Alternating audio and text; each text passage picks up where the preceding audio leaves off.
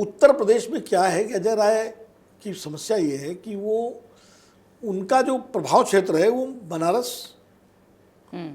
चंदौली, कुछ जौनपुर मान लीजिए, थोड़ा आजमगढ़ मान लीजिए, वो जो बेल्ट है, आप स्वयं उस क्षेत्र की हैं, उससे ज़्यादा पैन यूपी प्रभाव उनका नहीं है। वैसे तो पैन यूपी प्रभाव वाला कोई नेता कांग्रेस में उत्तर प्रदेश में नहीं है। उत्तर प्रदेश में नहीं है। एक लेते के प्रमोद तिवारी हैं जिनकी पहचान पूरे उत्तर प्रदेश में बड़े नेता की है, लेकिन वो प्रदेश में जाना नहीं चाहते हैं। उनकी बेटी, 2 ही विधायक हैं जिनमें एक उनके उन्हीं के नाम पे ही वोट मिला है। अब समस्या ये है कि कांग्रेस बनाए किसको वहाँ। अगर अजय राय को रिप्लेस करती है, अजय राय प्रियंका गांधी की चॉइस से, प्रियंका गांधी ने बनाया था उनको 2 बार, शायद 3 बार चुनाव लड़ चुके हैं बनारस से मोदी जी के खिलाफ। मोदी जी के अब पिछला चुनाव तो बहुत अच्छा लड़े थे वो। अरे वो दावा कर रहे थे कि वो तो हराया गया, मुझे मैं हारा नहीं था। दावा कर, तो मुझे लगता है 23 से वो भी कंटिन्यू ही है, तो उन्हें भी उनका भी समय आ ही गया, समय तो शफल करने का, सफल का समय आ गया है उनका।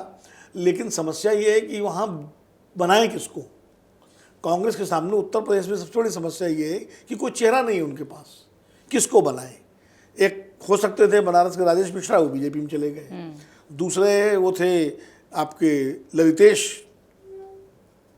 कमला त्रिपाठी परिवार के जो वंशज, राजेशपति जी के बेटे, वो भी राहुल गांधी के बड़े करीब माने जाते थे, वो तृणमूल कांग्रेस में चले गए।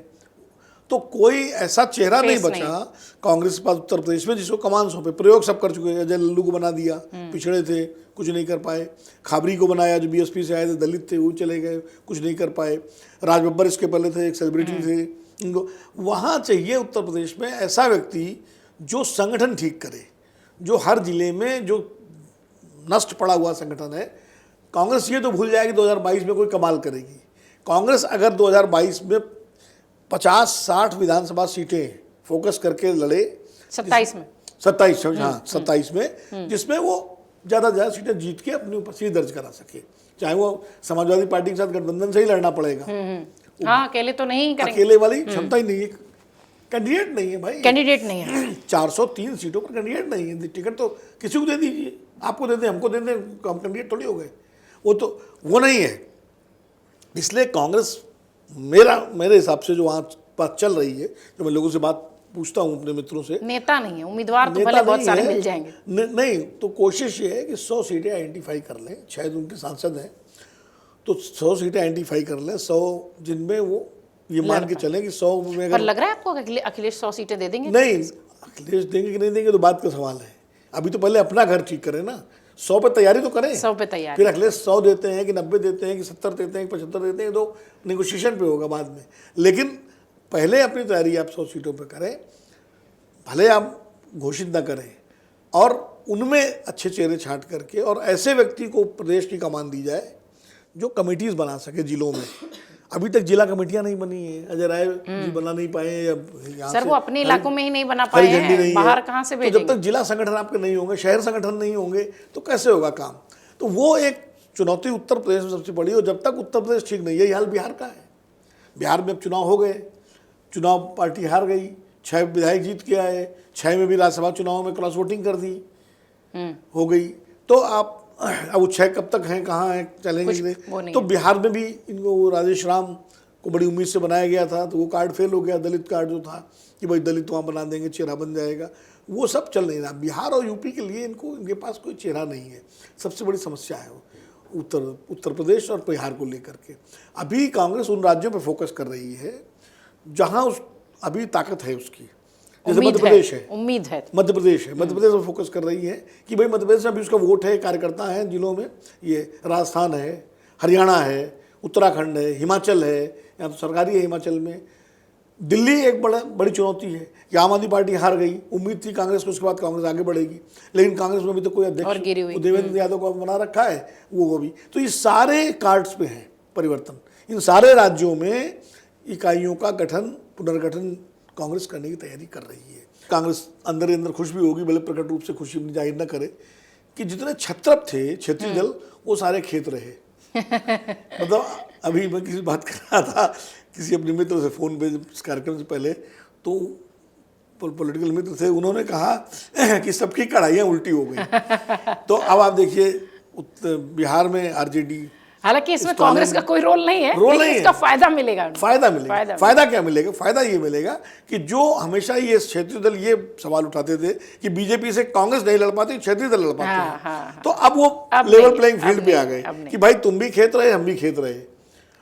भाई आप अगर मध्य प्रदेश, राजस्थान, छत्तीसगढ़ में हम हारे, तो महाराष्ट्र में शिवसेना भी हारी है, शरद पवार भी हारे हैं, हम भी हारे हैं, साथ में कांग्रेस ही कह सकते हैं। लेकिन बिहार में आरजेडी भी हारी है, ममता बनर्जी बंगाल में हारी है, स्टालिन तमिलनाडु में बराबर का मामला हो गया। बराबर मामला हो गया। तो वो हो गया। तो कम से कम कांग्रेस को अब क्षेत्रीय दलों को साथ लेने में और साधने में दिक्कत ज़्यादा नहीं आएगी। अब जैसे ममता बनर्जी, अगर मैंने उस दिन अपने खबरों खिलाड़ी में ये बात कही थी, आज फिर दोहरा रहा हूँ कि अगर वो जीत जाती बंगाल तो मुट्ठी तान की दिल्ली आती, अब वो हाथ जोड़ के आएंगी। उनको भी इंडिया गठबंधन की जरूरत है, उसके पहले तो जरूरत नहीं थी।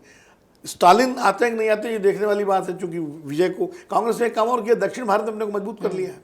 भाई 4 राज्यों में सरकार नहीं, एक चीज और, मैं दक्षिण की बात आप करें सर, एक चीज हमने और गौर की, कांग्रेस को ये पता था कि एआईडीएमके नाराज होगी, लेकिन खुलकर फ्रंट फुट पर वो आकर विजय, डीएमके नाराज होगी, पर वो फ्रंट फुट पर आकर विजय का साथ देते दिखाई पड़े, जिसकी नाराजगी उन्हें झेलनी पड़ेगी आगे भी, और अभी भी झेलनी पड़ेगी। नहीं, सबसे बड़ा तो संसद में पड़ेगा ना। हाँ, 22 सांसद वो तो नाराज हो गए कि अब हम तो 22 लोकसभा में है और राज्यसभा में है उनके, तो वो तो इंडिया गठबंधन का जो एक विपक्षी एकता संसद में थी उसको दरार पड़ी। तो 2 चीजें दिखाती है, एक तो हार्डकोर विजय का सपोर्ट करना दक्षिण में, और कर्नाटक का मामला जो है वो फटाफट सुलझा लेना। हाँ। ये संकेत दे रहा है कि कांग्रेस अपने भीतर बहुत सारे चेंजेस करने की कोशिश कर रही है, और दक्षिण उसको मुझे लगता है उसके लिए एक जमीन तैयार कर रहा है। जमीन तैयार, चूंकि केरल, तेलंगाना, कर्नाटक और तमिलनाडु में गठबंधन में सरकार में शामिल हुई, और इन 3 राज्यों में उसकी अपनी सरकार है।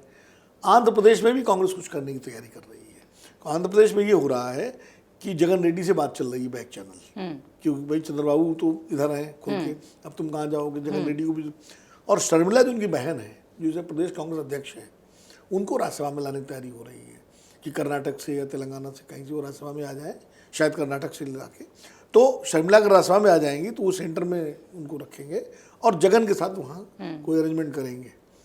और एक और मैं आपको बात बताऊँ, हालांकि बड़ी दूर की कौड़ी है, वो हाइपोथेटिकल है बिल्कुल, लेकिन किसी कांग्रेसी नेता से बात हो रही थी मेरी, तो उन्होंने एक नया प्रस्ताव क्या, उनका एक नई चीज़ हो सकती है। मैंने क्या हो सकती है? बोले अगर कांग्रेस से निकले सारे घटक दल एक हो जाएं तो मर्ज कर जाएंगे। तो हमने कहा इसका क्या फायदा? बहुत हित है। नहीं, उनका कहना, हमने कहा इसका क्या फायदा होगा? बोले हमसे ज़्यादा फायदा होगा क्षेत्रीय दलों का, वो जो भी हैं। मैंने कहा कैसे? बोले ममता बनर्जी के 29 सांसद हैं लोकसभा में, अभी बीजेपी को तोड़ने में आसानी है, जब हम 129 हो जाएंगे तो उतना आसान नहीं होगा तोड़ना, नंबर 1। हालांकि ये सिर्फ संभावनाएं, ये खेल है, मैं बता रहा हूँ, ये चर्चाएं पार्टी के अंदर, इस तरह की चर्चाएं शरद पवार के साथ हैं, तो अभी 7 को 5 तोड़ने में कितनी देर लगती है, लेकिन जब वो 136 हो जाएंगे तो तोड़ना मुश्किल होगा। ऐसे ही जो है जगन के 1 या 2 हैं, कितने दो हैं। तो ये एक ख्याली पुलाव है, हालांकि मैं इसे ख्याली पुलाव इसलिए मानता हूं कि कोई छत्र अपनी स्वतंत्रता क्यों छोड़ेगा। हाँ, लेकिन इस तरह के ख्याली पुलाव भी पकाए जा रहे हैं कांग्रेस के भीतर। अगर आप ये वीडियो YouTube पर देख रहे हैं तो हमारे चैनल को सब्सक्राइब कर बेल आइकन दबाएं, और Facebook पर देख रहे हैं तो हमारे पेज को लाइक करें।